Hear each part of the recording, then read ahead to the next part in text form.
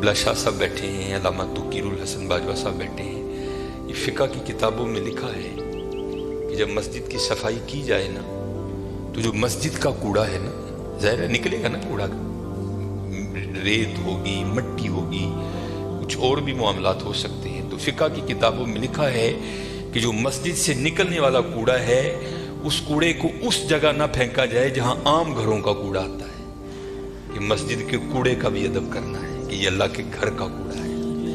اس لیے حضرت ادب کیا کرو، ادب کیا کرو، ادب کیا کرو۔ ادب پہلا کرینہ ہے محبت کے قریبوں میں، اس لیے جب کبھی اللہ جل شانہ کے گھر میں آنے کی توفیق ہو جائے نا تو اپنی آوازیں پست رکھا کرو، یہاں آواز بلند نہیں کرنی ہے۔ یہ بہت بڑے بادشاہ کا دربار ہے، تو وہ کیونکہ ملک ندیم تھا، یہ اللہ کا دربار ہے، اس نے تو یہاں ہی کہہ دینا تھا نا جو کہہ دینا تھا، کہا یہاں بھی جائے گا، لیکن آپ کو خبر نہیں ہوگی آپ کو کس انداز میں کہہ دیا جائے گا، کیونکہ بزرگوں سے ہم نے سنا ہے کہ وہ کسی کو لاٹھی لے کر مارنے نہیں آتا، لیکن کیا کرتا ہے بندے کو مت پٹھی ڈال دیتا ہے پھر۔ اس لیے ہمیشہ حضرت اس کا ادب کرنا ہے، اس کا احترام کرنا ہے۔ میں نے جب پڑھا نا کہ حضرت سیدنا عمر بن خطاب امیر المومنین رضی اللہ تعالیٰ عنہ آپ مسجد کی صفائی خود کیا کرتے تھے، آپ مسجد کی صفائی خود کیا کرتے تھے، اس لیے حضرت اس گھر سے پیار کرو، اس گھر کی خدمت کرو، اس گھر کو سجاؤ، اس گھر کو سنوارو۔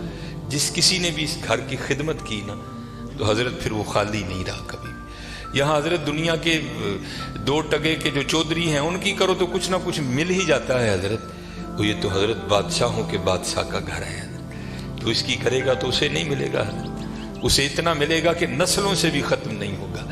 لیکن دکھ کی بات یہ ہے کہ حضرت آج چودھریوں کے درباروں کا بھی تقدس قائم ہے، آج چودھریوں کی مجلسوں کی بھی رونقیں قائم ہیں، لیکن دکھ کی بات حضرت ہم نے پتہ نہیں اس گھر کو کیا سمجھ لیا۔ نہیں حضرت وَأَنَّ الْمَسَاجِدَ لِلَّهِ، یہ اللہ کا گھر، یہ ایسا گھر ہے حضرت اگر آپ آ کر خالی بیٹھ ہی جائیں نا، کچھ بھی نہ کریں، صرف آ کر آپ بیٹھ بھی جائیں گے تو جتنی دیر بیٹھے رہیں گے آپ کے نامہ اعمال میں نیکیاں لکھی جائیں گی۔ یہ ایسا سونا گھر ہے۔ اور حکیم صاحب رحمۃ اللہ تعالیٰ نے تو اکثر فرمایا کرتے تھے کہ بھائی سانو تے جو ملے ایتھوں ہی ملے ہے، سانو تے جو ملے ایتھوں ملے ہے۔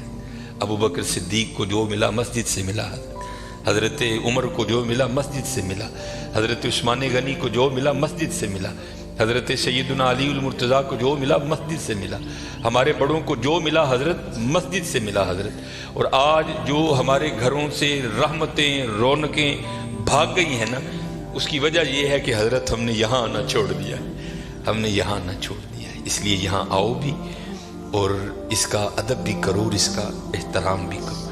یہ بہت بڑی جگہ ہے، جیسے میں نے کہا نا حضرت ہم دنیا دار ہیں نا، ہم نے پیسے کو بہت کچھ سمجھ لیا، حالانکہ پیسہ کچھ بھی نہیں ہے حضرت، پیسہ سب کچھ اللہ کی ذات ہے حضرت، اگر وہ ہے تو پیسہ کام آئے گا، اگر وہ نہیں تو پیسہ کیا کرے گا یار، کچھ بھی نہیں کرے گا۔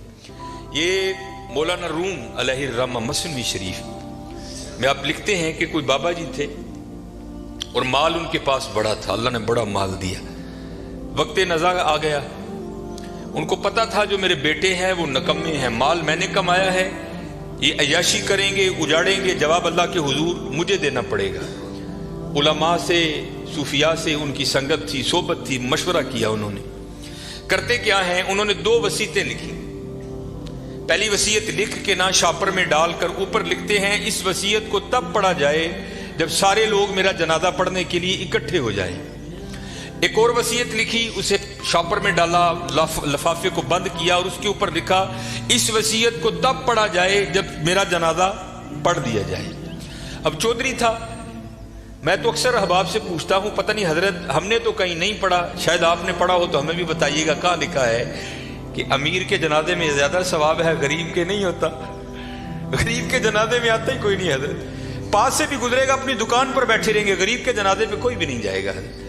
اور اگر جنازہ ہو کسی امیر آدمی کا، ہمیں اطلاع کسی بھی راہ صلاح سے مل جائے ہم ضرور پہنچیں گے حضرت۔ اور یہ میں نے اب دیکھا ہے حضرت، پہلے جنازے پہ کون ملا کرتا تھا کسی سے، اب جناب جنازے پہ بھی لوگ ایسے ملتے ہیں جیسے شادیوں پر ملا جایا جاتا تھا۔ اور اس کا مقصد کیا ہوتا ہے، پاجی دھیان رکھیو میں بھی آیا جی تے جے کل کو میرا مر گیا تو تسی بھی آنا جی، عجیب رنگ لگ گیا یار۔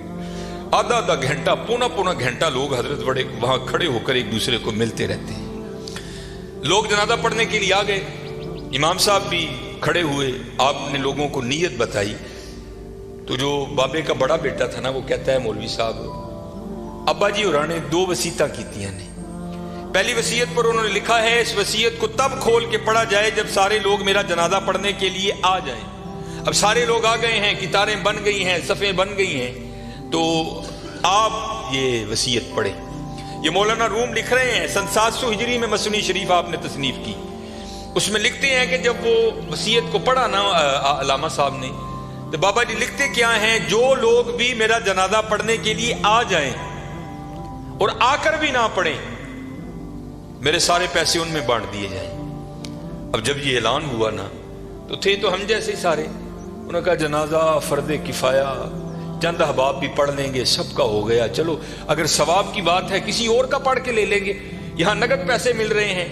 एक निकला, दूसरा निकला, तीसरा निकला, यहां तक कि मौलाना रूम फरमाते हैं कि जितने लोग जनाजा पढ़ने के लिए आए थे ना, सब नेकी छोड़कर पैसे लेने के लिए पीछे जाकर खड़े हो गए।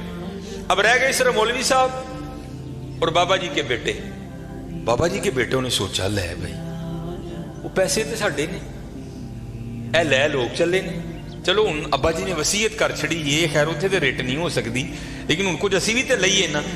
एक बेटा, दूजा बेटा, तीजा बेटा, चौथा बेटा, चारों जाकर लोगों में खड़े हो गए। अब रह गए मोए बाबा जी और मौलवी साहब। फिर मुझे यहाँ मियाँ मोहम्मद बख्श साहब याद आए। आप क्या फरमाते हैं, जानदी वारी क्या डरोना बनिया, डर दे हथ नहीं लांदे, जिन्हां लई तू पाप कमाए किथे ने तेरे कर दे। रोना है जी हजरत, मैंने बड़ा बड़ा कुछ देख लिया है, इतना इतना कुछ देखा है कि दिल करता है सिर तिखे पा के कितने टुर जाइए सैड, लेकिन क्या करें, ड्यूटियां लगी हैं, निभानी पड़ती। मैं नया नया गया ना, जो बागडा कलूं, अमीर आदमी, लैंड क्रूजर, प्राडो जनाब, सज्जे खब्बे, मेरी भी थोड़ी फिरकी घूम गई, बड़ी मोहब्बत मिली जनाब। अक्सर बड़े बड़े नाम जाते हुए वसीयत कर गए कि सानू गुसल जड़ा नाफा साहब देन गया। मैं भी नया नया था, मैंने भी चले जाना।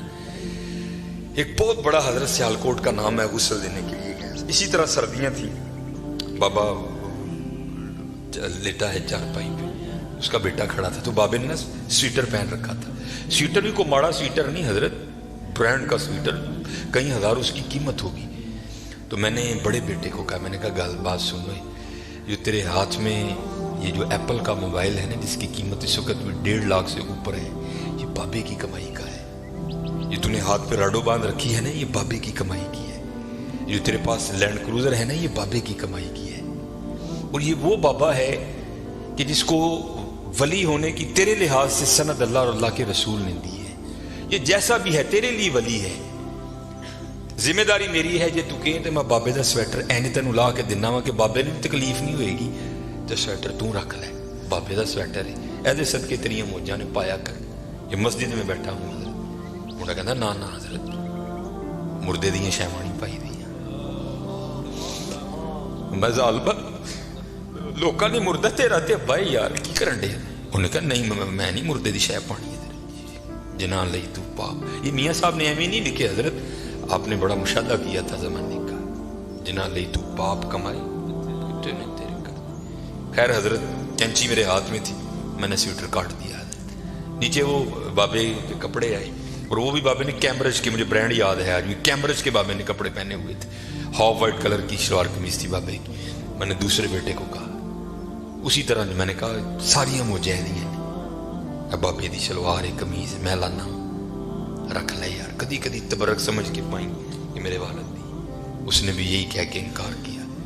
फिर जब गुसल देने की बारी आई, मैंने कहा बताता मैं गुसल कैसे देते हैं।